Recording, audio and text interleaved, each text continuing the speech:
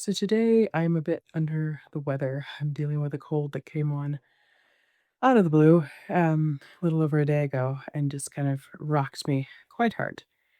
And so I figured it would make sense to talk a little bit about healthcare and illness and dealing with that in other countries and in my travels.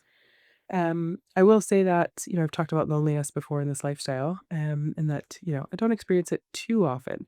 But one of the times that it definitely hits is when I am sick. I think it would be nice to live near folks, have people who are, I don't know, just able to keep an eye on me. Because yesterday, I'm not gonna lie, I was flat out, like just flat out. Um, but I mean, again, that's the thing with this lifestyle of like, if you live someplace and you have community around you and you have friends and family around, there's not always that guarantee that people can take care of you, right? Busy lives. We have this just weird world that we live in now where things are so fast paced and there's so much going on that there's not always the ability to have people nearby that can look in after you. But anyway, that's another topic. Healthcare, pretty quickly. What I have done since starting out years ago is to always have a travel insurance or travel health insurance. So I started with a company called World Nomads Insurance, but now I use a company called I'm just absolutely spacing out today. Safety World? Something? I'll put that up there too. But basically, I use um, travel health insurance. So typically these carriers will be for if you're going on a trip and you will select the countries that you're going to and then the amount of time that you plan to stay in those countries, and they will base their quotes off of the countries that you're going to, right? If the country has a lot more, um, things that can happen to you, then you will pay a higher premium or what have you. But for the most part, I've gone with the basics, and I've gone into, countries that don't typically have a huge premium pricing, to pay. So, what I would do, you can buy your insurance for a specific period of time, let's say 6 months, and you say, "In 6 months, I'm gonna go to all these countries." They give you a quote, you pay that quote, and then you're covered for all the things in their paperwork. The issue is that, as always, these companies are kind of about themselves. So you kind of have to go through and read with fine print what you're covered for, what you're not covered for, and take that into consideration. You also have to think about what you're going to be doing because a lot of times they'll have package A and package B, and package B will have more intensive things covered. For example, are you skydiving? Are you whitewater rafting? Things like that. It'll be like the base package and the adventure package. For most times, I have been fine with the base package. I don't do a lot of adventuring. But um, once in Egypt, I did go hot air ballooning and I didn't even think about it. And then I looked at my policy later and that was definitely not covered. To be fair, there is a little bit of weighing things back and forth. If something happens to me in a hot air balloon in Egypt, I don't know if I'm gonna need the policy. But yeah, you just kind of have to weigh what you're doing and what you plan to be doing into the coverage that you need. Um, the thing about these though is that from what I understand, they're not really health care. They're just coverage in case of emergency. So I don't really have a whole lot of advice for you if you're looking for actual day-to-day healthcare. And that's for a couple of reasons. Number one, I've been super blessed in my life. I have had really good health, small colds and things aside. But I've had really good health throughout my life, and stayed away. I haven't had too many serious issues throughout my life.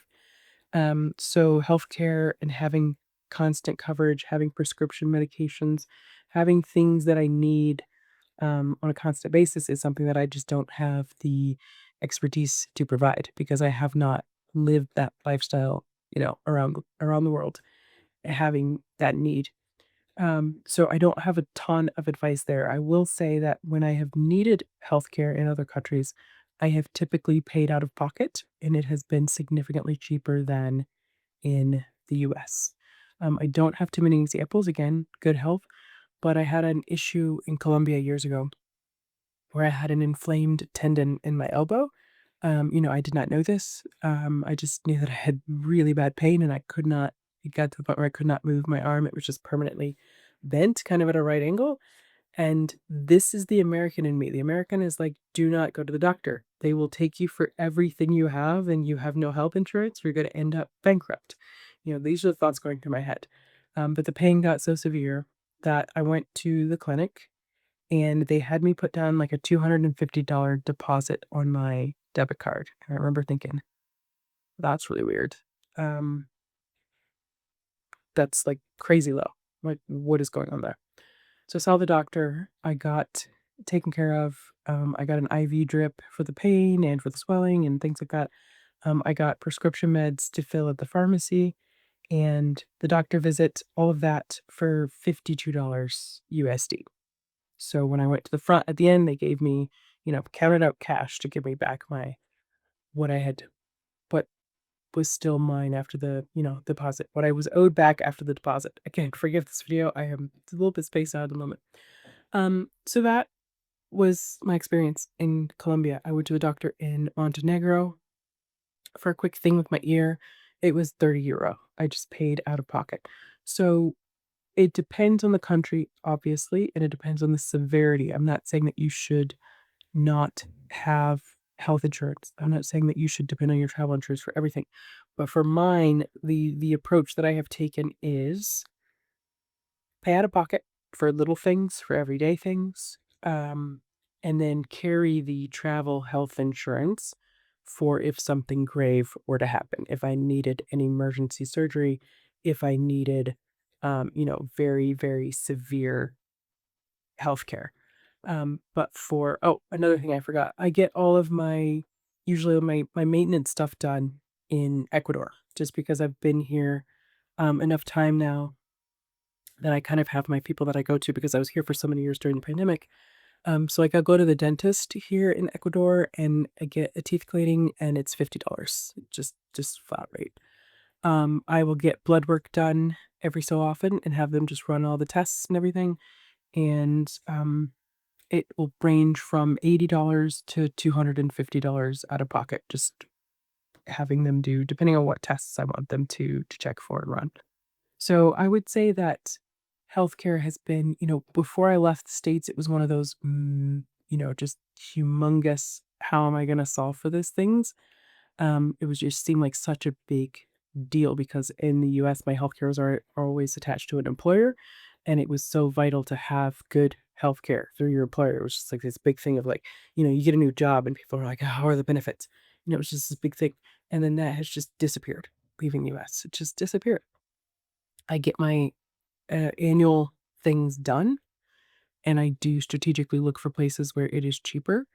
Like, I wear contact lenses, and I will re-up those in Ecuador. I think it's about $150 to $200, depending on if they've got a discount running, um, for, 6 months worth of contacts, so 1 box for each eye. Um, and so I'll re-up on contacts when I'm in Ecuador. So, it's basically, I guess, overall what I've learned is that it's not as scary as I thought it would be, and it's not as expensive as I thought it would be.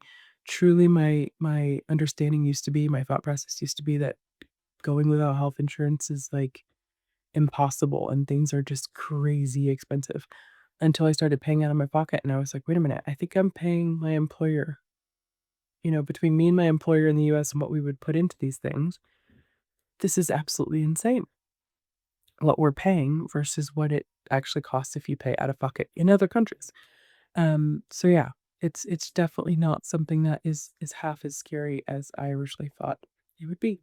So yeah, if you've had those questions and you're worried about it, I mean, do ask more, jog my memory. I'm sure there's lots more in this video, but I just wanted to get something up today, right now, while it's on my mind. Not one of my best videos, but hopefully I'll be back in better form soon.